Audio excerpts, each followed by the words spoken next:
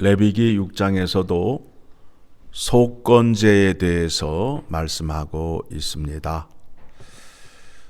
속건제가 무엇이며 어떠한 때에 드려야 하는지 말씀드리려 합니다. 십계명을 보게 되면 두 돌판이 있죠. 첫째 돌판과 둘째 돌판이 있어요. 첫째 돌판은 하나님 앞에 나아갈 때 어떻게 하여야 하며 하나님을 어떻게 믿어야 하는가. 두 번째 돌판은 이웃 앞에서 내가 어떠한 존재로 서 있어야 하는가에 대해서 말씀하고 있습니다. 그런데 하나님의 계명을 지키지 않음으로 인하여 범죄를 하였을 때 두 번째 돌판의 내용을 어겼을 때 제사를 드려야 된다라는 겁니다. 그러면 속건제는 어떤 의미를 갖고 있느냐 하면 죄인을 자유롭게 하는 제사입니다. 죄인을 자유롭게 하는 제사입니다.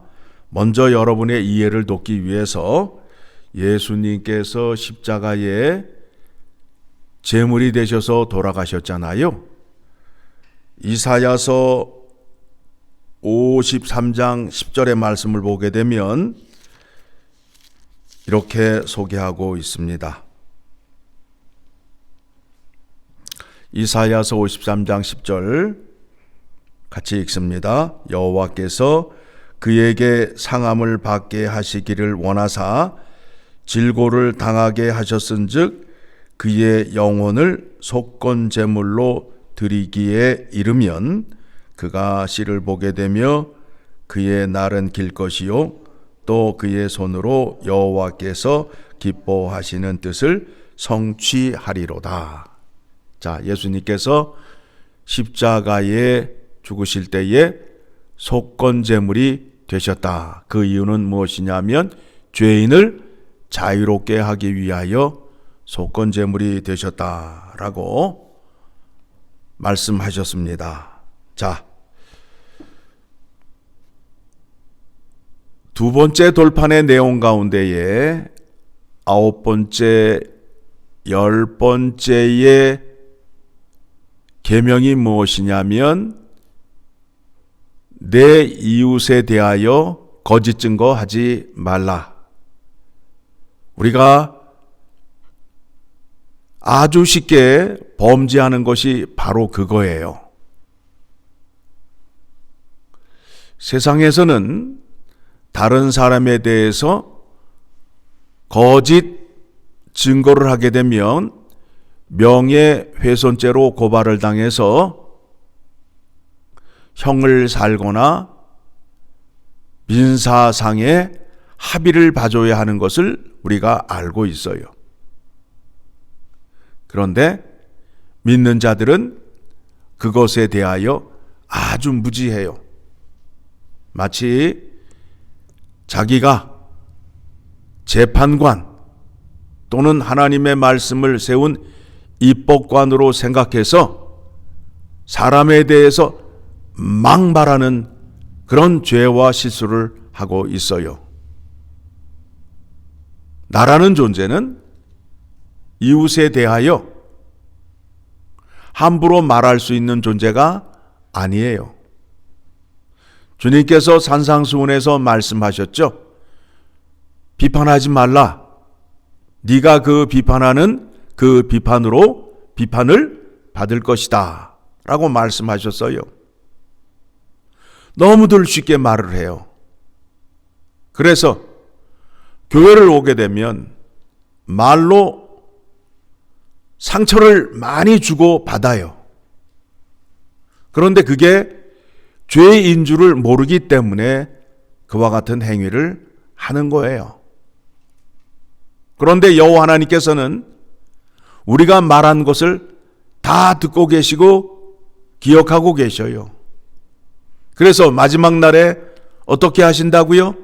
보응의 심판을 하신다는 거예요. 말한 것으로 행한 것에 따라 심판을 하시겠다라는 거예요.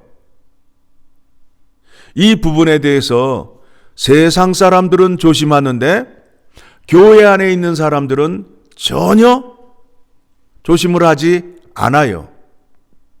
과연 하나님을 믿는 사람들인가 할 정도의 의심이 들 정도로 아주 뻔뻔하고 무지함으로 이웃에 대하여 비방하는 것을 볼 수 있어요.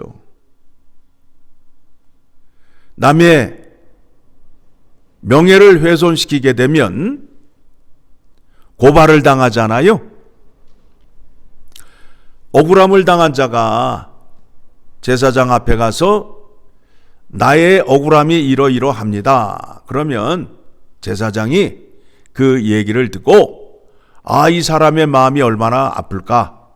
그거를 계산해서 그 크기에 따라서 제물을 택하여서 제사를 드려야 된다라는 거예요. 자, 5장 15절의 말씀 봅니다. 같이 읽습니다. 누구든지 여호와의 성물에 대하여 부지 중에 범죄하였으면 여호와께 속건제를 드리되 내가 지정한 가치를 따라 성소의 세겔로 몇 세겔 은에 상당한 흠없는 순양을 양떼 중에서 끌어다가 속건제로 드려서, 그렇죠? 예, 그 사람의 죄의 크기만큼 죄값을 정하는데 그 죄값을 이제 어떻게 해요? 양으로 제사를 드려야 그 죄를 사함을 받을 수 있게 된다라는 겁니다. 자, 6장 2절의 말씀을 보게 되면 누구든지 여호와의 계명 앞에서는 예외가 없어요. 누구든지 계명을 지켜야 돼요. 그런데 계명을 지키지 않는 이유가 무엇이냐면 신실하지 않기 때문에 그렇다라는 거예요. 정직하지 아니하고 하나님의 말씀을 지키려는 진실된 마음이 없기 때문에 계명을 어긴다라는 거예요. 즉 그의 마음에 하나님을 경외하는 마음도 없고 지킬 마음도 없으며 또 한편으로는 여호와를 속일 수 있다라는 교만함이 있기 때문에 그렇다라는 거예요. 내가 이렇게 죄를 범하여도 하나님이 나를 용서해 줄 거야. 거짓말하는 자가 되는 거예요. 하나님은 그렇게 말씀하신 적이 없어요. 자기 생각이에요. 자기의 생각으로 하나님을 믿는 것이 얼마나 위험한지를 알아야 돼요.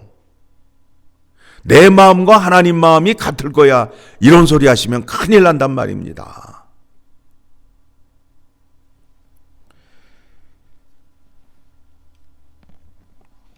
이절의 말씀, 누구든지 여호와께 신실하지 못하여 범죄하되 곧 이웃이 맡긴 물건이나 전당물을 속이거나 도둑질하거나 착취하고도 사실을 부인하거나 남의 물건을 주웠는데 그거를 다시 돌려줘야 되는데 자기가 착취하고 오리발을 내미는 것, 죄라는 거지요. 그렇죠? 여러분, 우리가 길에 떨어진 물건을 주우면 내 것이 되나요? 그거를 잘못 갖게 되면 어떻게 돼요? 범죄가 된단 말입니다. 우리는 수지 맞았네, 이게 웬 땡이야 하고 좋아하는데 그게 범죄라는 사실이에요. 새싹은 묵인하여도 하나님의 말씀에는 뭐라고 그래요? 죄라고 얘기하잖아요. 그렇죠? 죄라고 얘기하잖아요.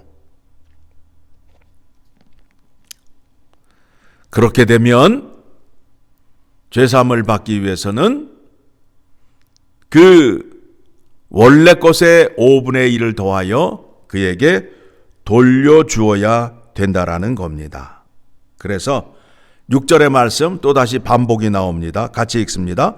그는 또 그 속건 제물을 여호와께 가져갈지니 곧 내가 지정한 가치대로 양떼 중 흠없는 순양을 속건 제물을 위하여 제사장에게로 끌고 갈 것이요 제사장은 여호와 앞에서 그를 위하여 속죄한즉 그는 무슨 허물이든지 사함을 받으리라. 이웃에 대하여 잘못하게 되면, 속건제를 드리게 되면 죄인을 자유롭게 해 주시겠다라는 하나님의 약속의 말씀이 거기에 있습니다. 그리고 모든 제사는 누가 드리죠? 제사장이 드립니다. 왜 아론의 후손 제사장이 드려야 되느냐 하면 그들은 하나님의 말씀으로 거룩함을 훈련을 받았어요. 그래서 그 훈련 받은 대로 하지 않게 되면 어떻게 되는지 확인해 드립니다. 자, 12절의 말씀을 보게 되면 제단 위에 불은 항상 피워 꺼지지 않게 할지니 제사장은 아침마다 나무를 그 위에서 데우고 번제물을 그 위에 벌려놓고 화목제의 기름을 그 위에서 불사를 찌며. 누가 하는 일이에요? 제사장이 하는 일이에요. 그러면서 불은 끊임이 없이 제단 위에 피워 꺼지지 않게 할지니, 제단 위에 불을 꺼지게 하면 안 된다라는 거지요. 자, 그러면서 10장을 가게 되면 지금 제가 말씀드리는 것은 아론의 후손 제사장들이 거룩함을 훈련받았기 때문에 그들에게 제사를 맡기는 거예요. 1절 같이 읽습니다. 아론의 아들 나답과 아비후가 각기 향로를 가져다가 여호와께서 명령하시지 아니하신 다른 불을 담아 여호와 앞에 분향하였더니, 거룩함을 훈련받은 대로 해야 되는데 훈련받지 아니한 대로 행하였더니, 같이 읽습니다. 2절 시작. 불이 여호와 앞에서 나와 그들을 삼킴에 그들이 여호와 앞에서 죽은지라. 하나님의 계명을 지키는 것을 엄히 생각하셔야 됩니다. 내 마음대로, 내 생각대로 지켜서는 안 된다라는 겁니다. 하나님의 계명을 지키지 아니한 자는 여호와 앞에 신실하지 않기 때문에 그렇다는 것을 기억하시고, 하나님의 말씀을 잘 지키기 위해서는 하나님을 경외하는 마음이 있어야 돼요. 하나님을 무서워하고 두려워하는 마음이 있어야 돼요. 그리고 하나님의 약속한 말씀은 반드시 지켜지고 이루어짐을 기억하셔야 됩니다.